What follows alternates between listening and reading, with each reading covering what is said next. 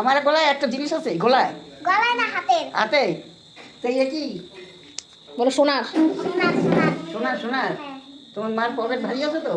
না না, 3 নম্বরের হাতটা দাও। 3 নম্বরের হাতটা। 3 নম্বরের হাতটা দিয়ে বড় হইব না? এটা তো 2 নম্বরের হাত।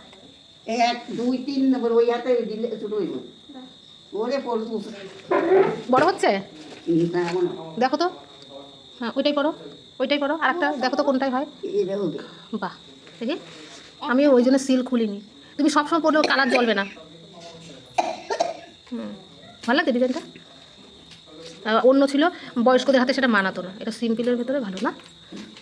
কি গো মা, ভালো লাগে হ্যাঁ বুড়ো মানুষের হাতে? হ্যাঁ। হ্যাঁ।